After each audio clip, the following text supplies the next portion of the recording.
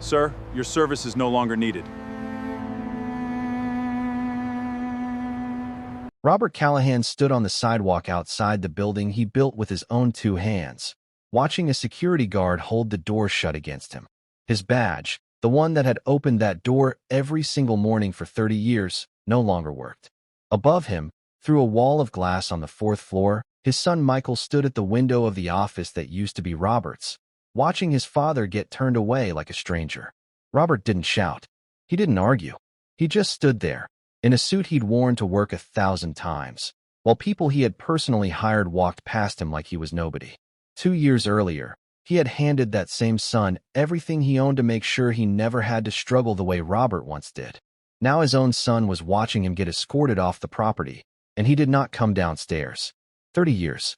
That's how long it took Robert Callahan to build a company from a rented garage with one truck and a phone that barely worked, into a business that supported hundreds of families in his town. He missed birthdays for it. He missed anniversaries for it. He worked Saturdays so that his son Michael would never have to know what it felt like to go without. And when Michael got married to a woman named Ashley, Robert made a decision he believed with his whole heart was the greatest gift a father could give his child. He signed his life's work over to his son. No conditions. No strings attached. Just trust. 2 years later, that same trust is the reason Robert Callahan got walked off his own property by a security guard who used to call him boss. This is how gratitude dies. Not all at once, not with a single explosion of anger, but slowly, quietly, one small decision at a time, until the people who owe you everything can look you in the eye and treat you like you owe them something instead. By the time Robert understood what was happening to him, it was already too late to stop it. There was a wedding photo on his desk the day he signed the company over, Michael and Ashley smiling under string lights, Robert standing between them like the proudest man alive. There is a locked office door now where his desk used to be. There is a legal envelope sitting unopened on his kitchen counter that he still hasn't found the courage to read. And there is an empty chair at a family dinner table that nobody has sat in for months. Before we dive deeper, let us know in the comments where you're watching from. We'd love to hear from you. And don't forget to hit that subscribe button so you never miss any of our upcoming videos. By the end of this story, you will be asking yourself one question, and it will follow you long after this video ends. How much of yourself can you give away? Out of love? Out of pride? Out of the belief that family will always protect family before there is nothing left of you to protect yourself with? Because this isn't really a story about a company changing hands. It's a story about a father who believed that raising a good son meant he would never have to worry about being betrayed by him. It's a story about a daughter-in-law who arrived into this family quietly, politely, saying all the right things, while something else entirely was taking shape behind closed doors. And it's a story about the exact moment a son had to choose between the father who raised him and the wife he was building a new life with. And the terrifying realization, for everyone watching, that he did not choose his father. Who is really responsible for what happened to Robert Callahan? Was it Michael, the son who let it happen? Was it Ashley, the woman who some say pushed for it from the very beginning? Or was it Robert himself, a man who gave away everything he built without ever asking what it might cost him if the people he trusted most decided he no longer mattered? Stay with me, because nothing about this story unfolds the way you expect it to. And the final twist, the one nobody in this family saw coming, not even Robert, will change the way you think about the people you trust the most. To understand how Robert Callahan ended up standing outside his own company, you have to go back to where it all began, long before Michael, long before Ashley, long before any of this had a name. Robert grew up in a small town where his own father worked 2 jobs just to keep the lights on. And Robert swore to himself that his children would never grow up watching their parents struggle the way he did. At 26 years old, with a young wife and a newborn son, Robert took every dollar he had saved and bought a used pickup truck. That truck became the first asset of what would eventually grow into a company employing hundreds of people. He named it after his son, Michael, before Michael was even old enough to spell his own name. The early years were brutal. Robert worked 6 days a week, sometimes 7, building relationships with clients one handshake at a time, earning a reputation as a man whose word meant something. His wife raised Michael mostly on her own during those years, and Robert missed more school plays and little league games than he liked to admit. But every sacrifice, in his mind, had a purpose. He wasn't building a business for himself. He was building an inheritance, a foundation, something solid enough that his son would never have to start from nothing the way he did. Michael grew up watching his father come home exhausted but never bitter, and somewhere along the way, that image of quiet sacrifice became the standard Michael measured his own life against. Michael was 8 years old the first time he watched his father close a major deal, sitting quietly in the corner of the office while Robert shook a client's hand over a signed contract. He remembers his father turning to him afterward and saying, almost like a promise, that someday all of this would be his. By the time Michael was 16, he was sweeping floors and stacking inventory after school, not because he had to, but because he wanted to earn his place in something his father had built out of nothing. Robert used to tell people, with real pride in his voice, that Michael was the one part of his life he had gotten right. Their relationship, for most of Michael's life, was the kind other fathers and sons envied. Then, in his late 20s, Michael met Ashley. She was sharp, ambitious, the kind of woman who walked into a room and immediately understood who held the power in it. Their relationship moved fast, faster than Robert was entirely comfortable with. But he told himself that was simply how things worked for young people now. At family dinners, Ashley was polite, complimentary, careful in a way that felt slightly rehearsed to some who knew her, though nobody said it out loud at the time. Robert noticed she rarely asked questions about the business itself, yet somehow always seemed to already know the answers. He brushed the feeling aside. He wanted to believe the best about the woman his son had chosen to spend his life with. As the wedding approached, Robert began thinking seriously about the future of his company for the first time in years. He was tired in a way he hadn't allowed himself to admit before, the kind of tired that comes from 3 decades of carrying something enormous on your own shoulders. He started walking Michael through the books late at night, explaining contracts, introducing him to key clients, preparing him quietly for a transition Robert had not yet announced to anyone, not even his own accountant. He told himself he was simply being a good father, giving his son the tools to build his own future the way Robert had once dreamed of having tools handed to him. He had no idea he was also, without realizing it, handing Ashley a seat at that same table. The wedding itself was, by every account, one of the happiest days of Robert's life. He stood between his son and his new daughter-in-law under string lights strung across a backyard he had bought with his own 2 hands, and he gave a toast about family, about legacy, about how nothing in this world mattered more than the people who loved you. Ashley cried during that toast. Michael hugged his father longer than he had in years. Robert remembers thinking, in that exact moment, that he had finally done something right that could never be taken from him. It is a memory he still returns to, even now, even after everything, because it was the last time he can point to and say, without hesitation, that his family was whole. What Robert did not know, what none of them could have known standing under those lights that night, was that the wedding gift he was already quietly planning, the one that would hand over everything he had spent 30 years building, would not be remembered as an act of love. It would be remembered, 2 years later, as the beginning of the end. The signing took place on a Tuesday morning in early spring, in a conference room Robert Callahan had walked into thousands of times over 30 years, though it had never once felt the way it felt that day. The lawyers had prepared the paperwork weeks in advance. Robert had read every page twice, sometimes 3 times, not because he doubted his decision, but because he wanted to make sure he understood exactly what he was giving away. He told himself this was the proudest moment of his career, the final chapter of a story that began with a used pickup truck and a young father who refused to let his son inherit the same struggle he had. He believed, completely, that he was doing the right thing. What Robert noticed, but did not question at the time, was that Ashley was in the room. Handovers like this, in most families, are between a father and a son, a private moment passed down like a torch. Ashley sat quietly beside Michael, dressed professionally, her expression calm and supportive, occasionally reaching over to touch her husband's hand as he signed each page. Robert remembers thinking it was sweet, a sign of a strong marriage, a wife standing beside her husband during a major life event.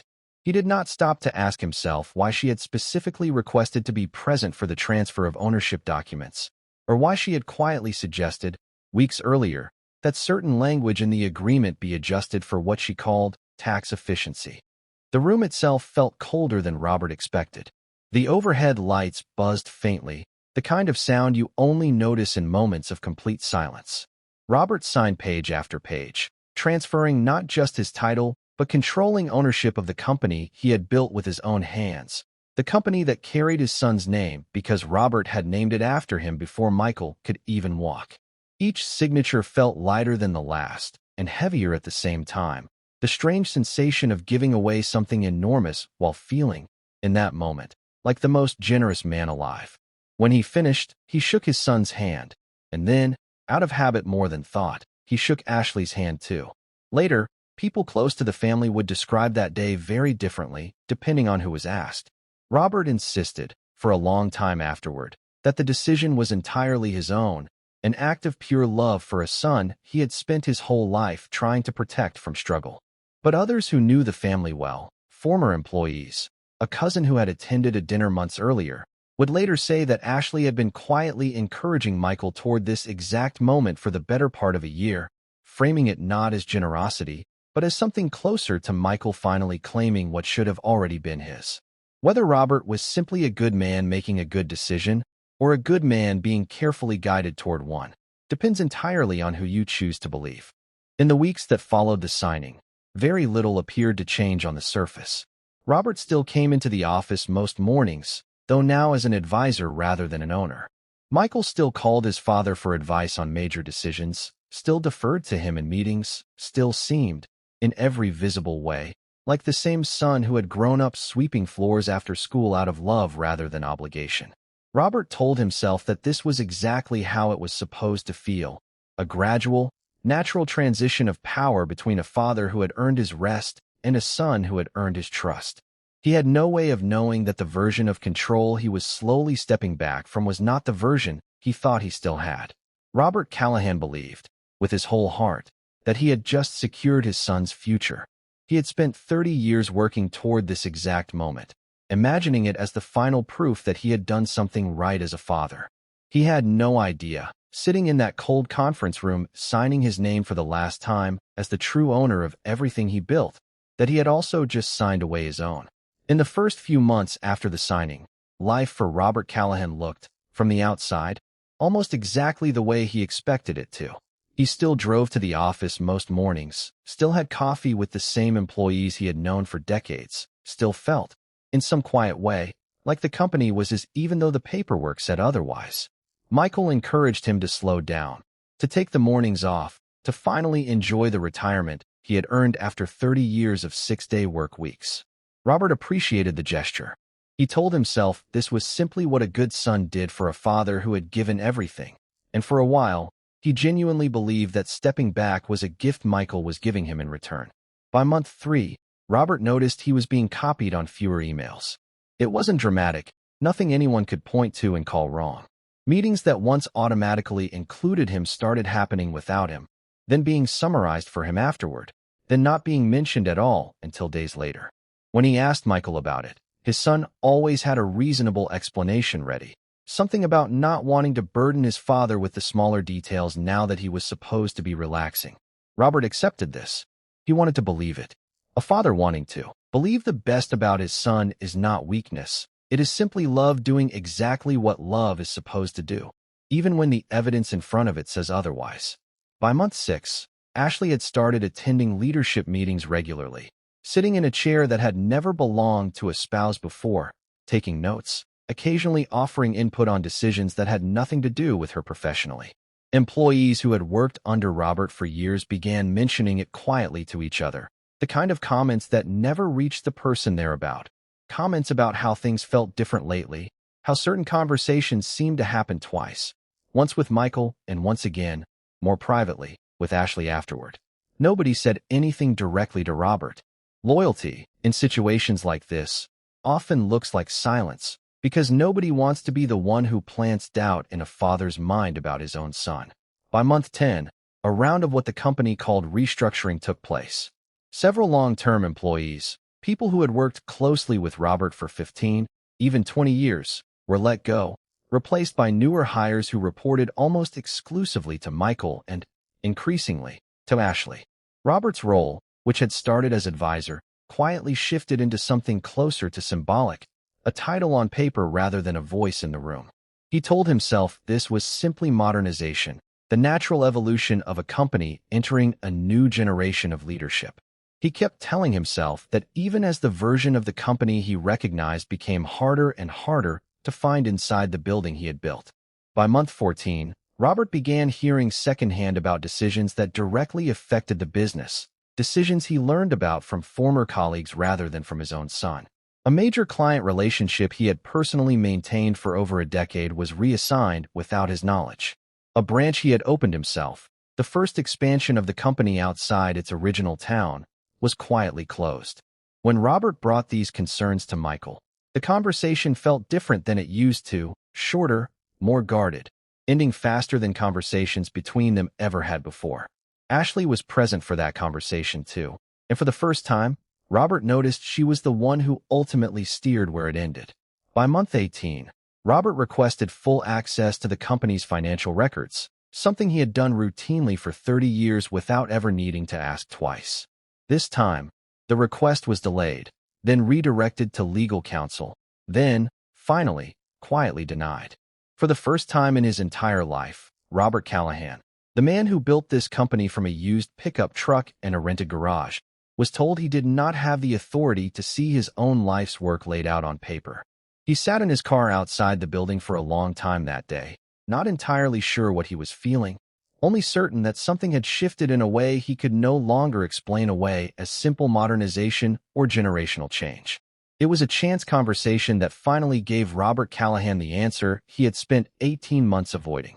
A former employee, someone Robert had personally hired years earlier and who had been let go during the restructuring, reached out to him privately over coffee, not out of anger, but out of a quiet sense that Robert deserved to know the truth. What she told him that afternoon rearranged everything Robert believed about the 2 years leading up to that moment.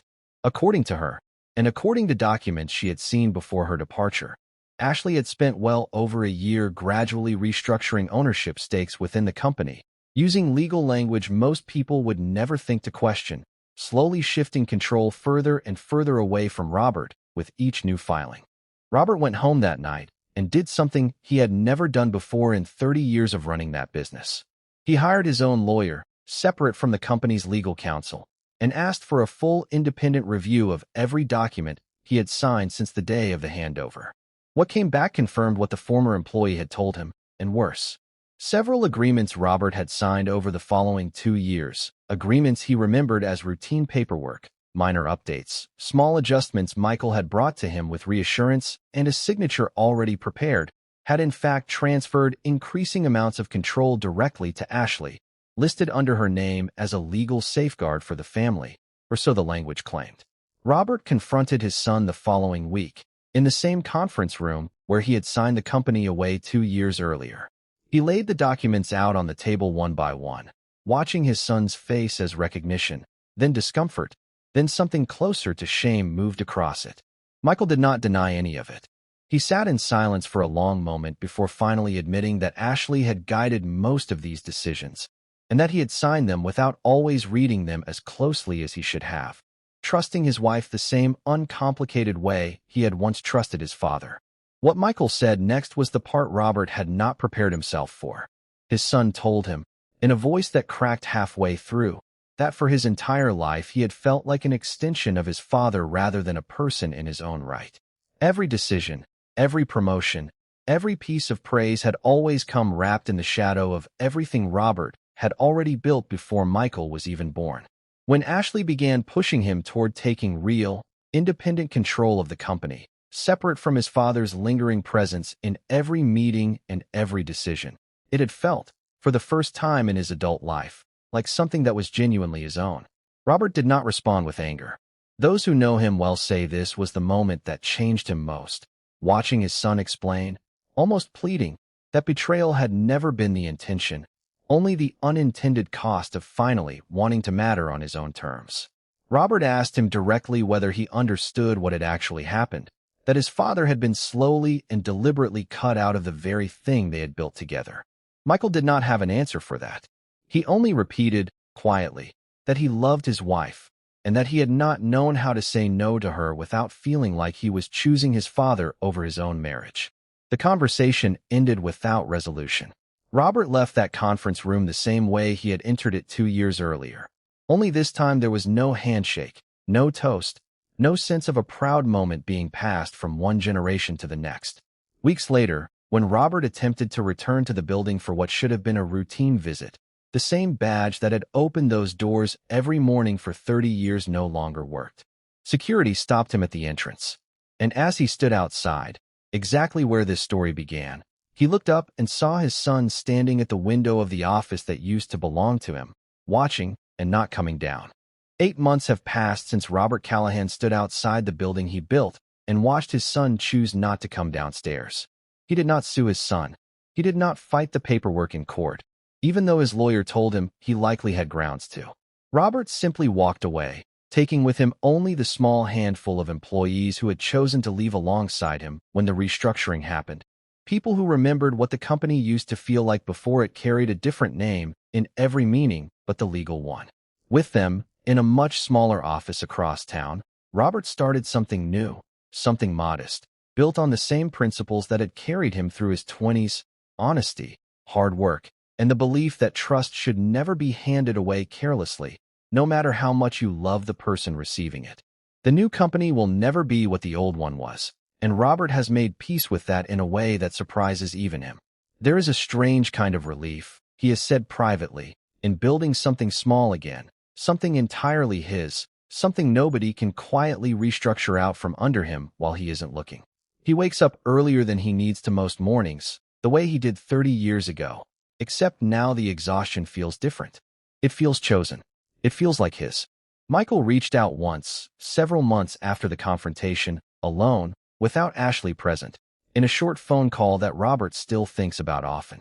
He didn't apologize outright, not fully, not in the way Robert may have once hoped for.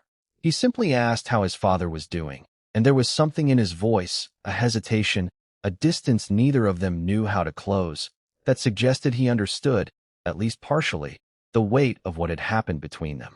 The call ended without resolution, without promises, without either of them saying the thing that might have actually repaired anything. It has been the only conversation between them since. Robert doesn't spend much time wondering whether Ashley planned this from the very beginning or whether it happened gradually, one small decision compounding into another until nobody involved fully recognized the shape of what they were building. He has decided, after long reflection, that the answer no longer changes anything for him. What matters, he says, is the lesson underneath it, one he wishes someone had told him 30 years earlier, back when he was signing his first contract in a rented garage with a truck that barely ran. Love your children without limits. Support them without hesitation. But never, under any circumstances, hand away the very thing that gives you the standing to protect yourself, even from the people you trust the most. Robert Callahan did not lose his company because his son was cruel, and he did not lose it because Ashley was simply calculating from the start. He lost it because he believed, the way most loving fathers do, that generosity and safety could exist in the same decision without ever needing to ask what one might eventually cost the other. By the time he understood the difference, the company that carried his son's name no longer answered to his. So here is the question this story leaves behind, the one worth sitting with long after this video ends. If you had built something extraordinary out of nothing, and the people closest to you asked you to hand it over out of love and trust, would you have seen the warning signs Robert missed? Or would you have trusted your own family exactly the same way he did, right up until the moment security stopped you at your own front door? Before you go, I want to ask you something directly, because stories like Robert's tend to hit differently depending on where you're standing in your own life. If you were in Robert Callahan's position, at what exact point in this story would you have stepped back and started asking questions? Was it the day Ashley sat in on the signing? Was it the moment meetings started happening without him? Or was it much later, when the badge simply stopped working? Tell me in the comments where you think the real turning point was, because I guarantee you, not everyone watching this is going to agree. And if this story hit close to home for you, if it made you think twice about the people closest to you and how much trust is safe to hand over even to family, wait until you hear the next one. Because the father you're about to meet didn't lose his company to his son's marriage. He lost it to a business partner he had trusted for over 20 years, a man he considered closer than a brother, And the moment he finally discovered the truth is one of the most quietly devastating reveals we have ever covered on this channel. If you've ever built something with your own hands, something you were genuinely afraid to lose, do yourself a favor and hit that subscribe button right now. These are the stories nobody warns you about before they happen to you. The quiet ones. The ones that don't come with a single dramatic moment you can point to. Only a slow accumulation of small decisions that eventually change everything. We tell them so you can recognize the warning signs in your own life before it's too late to do anything about them. Thank you for staying with Robert's story all the way to the end. I'll see you in the next one.